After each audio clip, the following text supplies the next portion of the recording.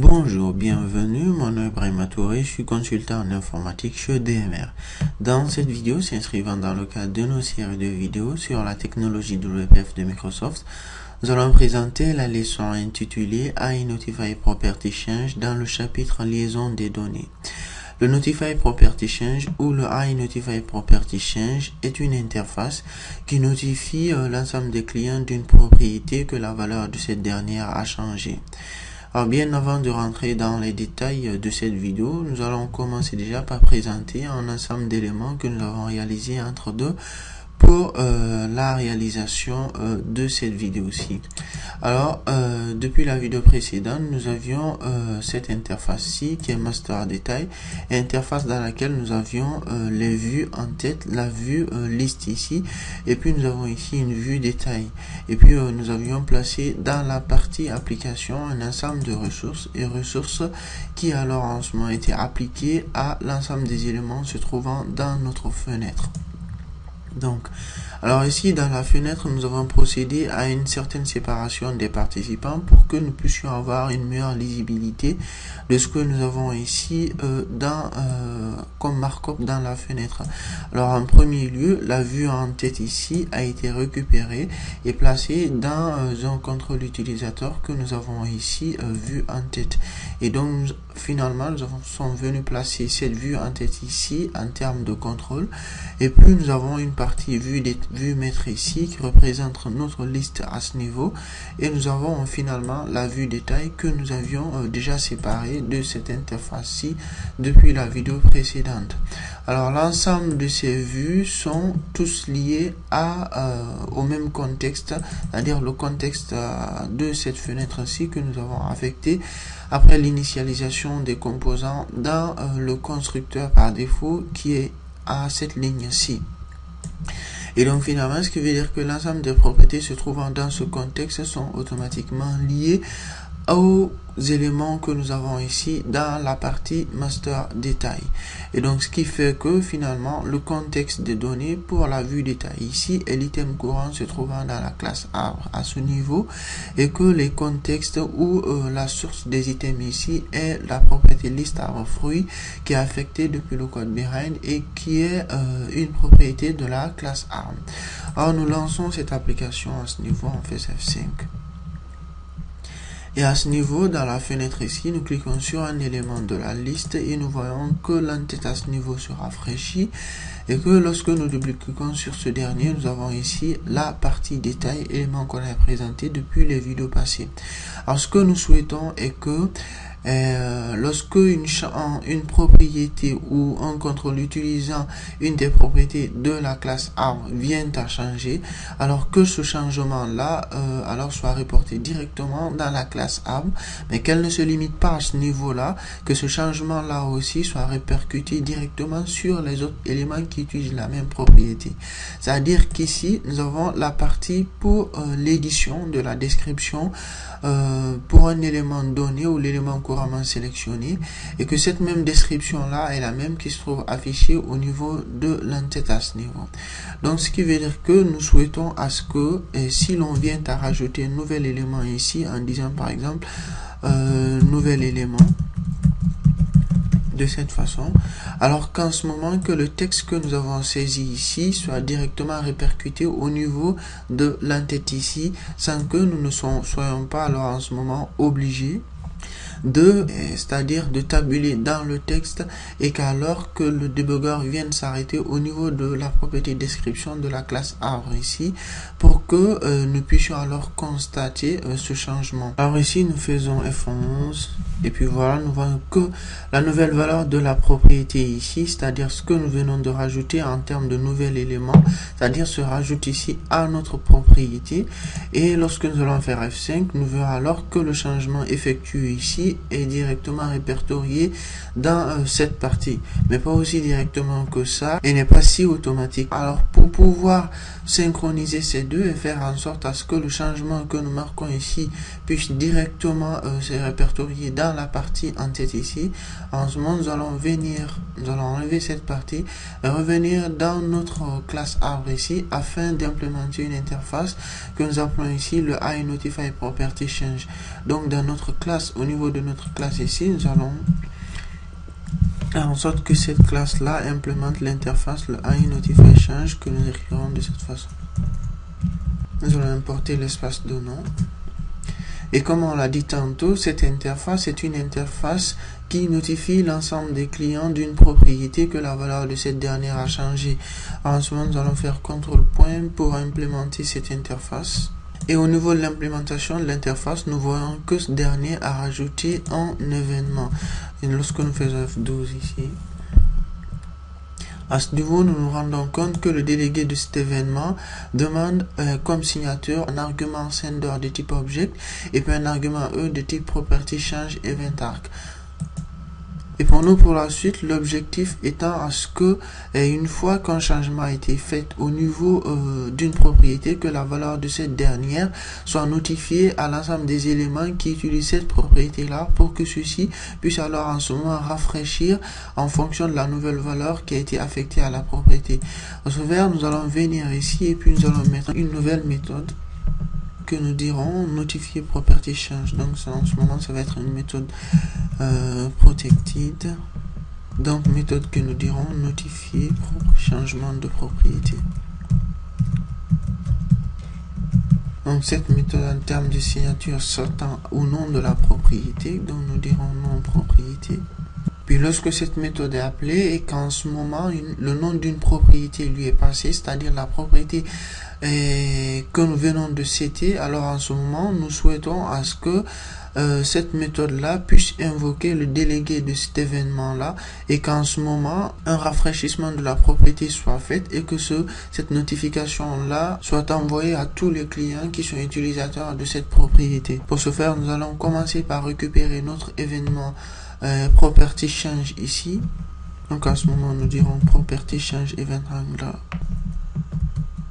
Donc nous nommerons par exemple gestionnaire. Et puis nous allons faire appel à 10.propertyChange pour récupérer notre événement propertyChange. Et pour la suite, nous voulons invoquer le délégué de ce dernier. Donc nous faisons gestionnaire.invoke. En termes de signature, il s'attend à un objet de type sender et un argument E de type propertyChangeEventArg. Donc pour ce qui est de l'objet, il s'agit en fait ici de cette classe. Et puis en ce moment, nous pouvons lui passer un argument E, mais vu qu'ici, nous n'avons pas un argument E de type propertyChangeEventArg, alors en ce moment, il va falloir que nous instancions un objet de cette classe-ci. Donc à ce niveau, nous pouvons dire propertyChangeEventArg ici, que nous dirons E, qui ici va être égal à une nouvelle instance de propertyChangeEventArg. Auquel nous passerons alors en ce moment le nom de la propriété, c'est-à-dire la propriété qui a été citée. Et puis pour la suite, il y a un élément assez spécifique parce que à chaque fois, nous avons en fait un gestionnaire de notification de propriété qui à chaque changement de propriété va procéder à la réévaluation de la propriété ou de l'ensemble des propriétés pour voir si ceux-ci ont changé et puis pour la suite va procéder à la réaffectation des différents clients qui sont utilisateurs de cette propriété. Alors il se peut en fait lorsque nous n'avons pas ou lorsque nous n'affectons pas le notify property change au niveau d'une propriété, alors en ce moment il va se trouver que la propriété courante va lever un nul lorsqu'elle va faire appel ou va invoquer ce gestionnaire ou ce délégué d'éléments. Ce pourquoi à ce niveau nous allons procéder à une évaluation de la nullité de ce gestionnaire d'événements avant de l'invoquer. Donc en ce moment nous faisons if gestionnaire différent de nul. en ce moment, nous allons copier toute cette valeur-ci. Nous allons placer ici. Donc finalement, nous avons notre événement ici, c'est-à-dire notre méthode ici qui est notifie changement de propriété.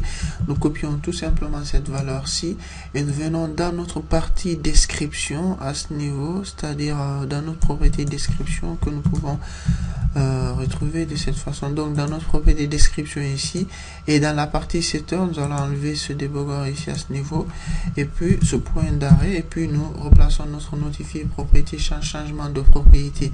Et à ce niveau, nous allons simplement, dans la partie string, nous allons lui donner le nom de la description ici, pour qu'à chaque set de cette propriété, qu'un changement, qu'une notification soit faite à l'ensemble des clients qui utilisent cette propriété-là, comme quoi la propriété vient de changer et demandera alors à ces différents éléments de rafraîchir la valeur qu'ils utilisaient précédemment de cette propriété-ci. Et nous pouvons faire la même chose pour l'ensemble des propriétés que nous avons ici dans la fenêtre. En ce moment, nous faisons notifier changement de propriété, c'était pas plutôt la description. Donc nous pouvons copier toute cette valeur-ci. Et donc finalement, nous venons à ce niveau-ci, nous faisons CTRL-V. Et puis là, nous faisons ceci, la même chose. Et nous revenons donc ici dans image arbre. Nous pouvons faire la même chose ici. Image fruit, nous faisons la même chose. Au niveau de, voilà, lorsque le changement va se faire au niveau de l'âge du fruit, de la description, donc au niveau de l'âge ici nous mettons la même chose. Au niveau de la comestibilité, nous faisons la même chose. De la liste arbre fruit ici, nous n'avons pas forcément besoin de l'item courant. Lorsque ce dernier va changer, nous voulons faire une notification à ce niveau aussi. Alors ici il y a une erreur qui peut se lever parce que tout simplement nous reprenons la propriété description à chaque fois, alors que en fait ici après le set c'est le changement de la propriété item courant qui a été fait.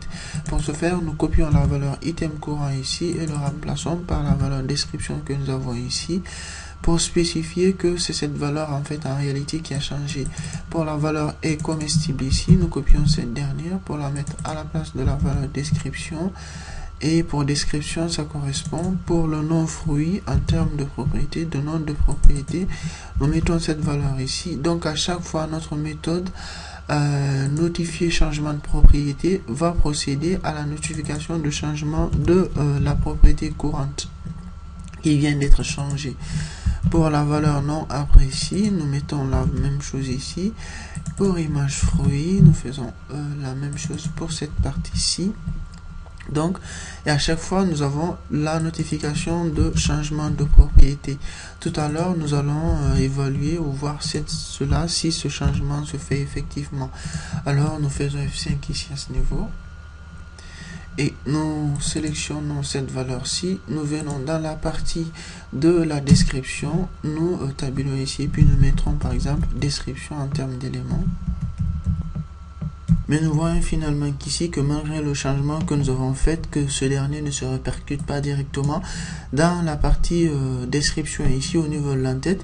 Est-ce que cela est dû au fait que le notifier property change que nous avons mis au niveau de la propriété ne marche pas? Certainement pas. Ce dernier marche assez bien, mais sauf que le text box en lui-même est un contrôle qui est assez spécifique.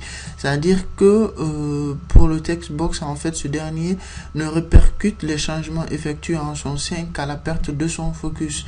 Alors pour remédier à cela, nous allons venir dans la partie détail et spécifier dans l'instance de la classe binding que nous avons dans la partie texte ici de ce text box-ci et la propriété update source trigger.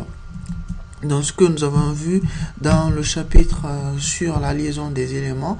Alors ici pour l'update source trigger, nous disons que nous souhaitons à ce que la source soit tout de suite changée, c'est-à-dire que après le set, que ce dernier soit tout de suite notifié dès après le changement de propriété.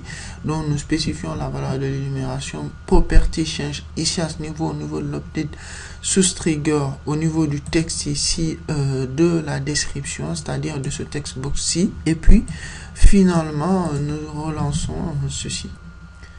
Et donc, nous double-cliquons sur cet élément-ci, nous revenons à la même partie, nous mettons des valeurs et tout de suite, les valeurs que nous mettons dans notre texte ici, nous voyons qu'elles se répercutent automatiquement dans la partie description ici à ce niveau. Et autant de valeurs que nous mettons, nous voyons que ces valeurs se répercutent. Et lorsqu'à ce niveau, nous allons enlever ceci et que nous enlevons à ce niveau, nous voyons que le tout s'enlève automatiquement. Et nous remettons en même temps deux nouvelles valeurs. Ici, ce qui se passe, c'est-à-dire... nous allons enlever cela dans notre classe art ici, lorsque nous revenons à ce dernier, dans la partie description. Donc lorsque nous venons dans cette partie description, donc nous allons un peu plus rétailler cela pour voir exactement comment la chose se passe. Alors à ce niveau, donc lorsque nous allons mettre ici au niveau du set de la partie description un point d'arrêt, et qu'en ce moment nous relançons ceci. Donc, nous double-cliquons sur cet élément-ci, nous venons là, alors nous tabulons, et sur à quoi nous assistons ici, c'est qu'en fait, ici en premier lieu, nous assistons à un set de la valeur au niveau de la propriété description. Mais ce changement de valeur-ci, en faisant F11, donc le débugger passe à l'élément suivant.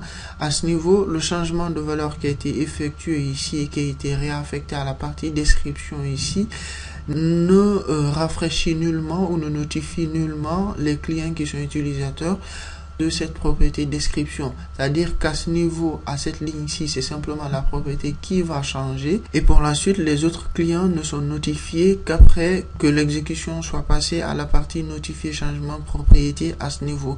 Alors, lorsque nous faisons F11 ici, nous passons à l'étape suivante. Et c'est à partir de ce moment que l'élément que nous avons rajouté, en fait, nous n'avons rajouté qu'un simple espace ici, espace qui se trouve répercuté dans cette partie. Alors, lorsque nous mettons une valeur D ici par exemple et que nous faisons F5, nous remarquons F5 à ce niveau. Nous remarquons tout de suite que la valeur D que nous avons placée ici se trouve placée à ce niveau. Donc le changement de propriété, le Notify Property Change qui s'est effectué, commence d'abord par un set de la propriété et puis par la suite par notifier l'ensemble des clients qui sont utilisateurs de la propriété qu'une nouvelle valeur vient de rajouter à cette propriété et que cette nouvelle valeur doit être prise en compte en plus de la valeur précédente qui était affectée à cette propriété-ci. Ce qui fait qu'en fait que la nouvelle valeur de la propriété est ce texte-ci plus ce D qui a été rajouté à ce niveau. Donc voici globalement en ce qui concerne le Notify Property Change dans ce chapitre liaison des données. Merci d'avoir suivi cette vidéo. Je vous donne assez rapidement rendez-vous dans d'autres vidéos toujours portant sur la technologie WPF de Microsoft. Merci encore une fois de plus, au revoir et à bientôt.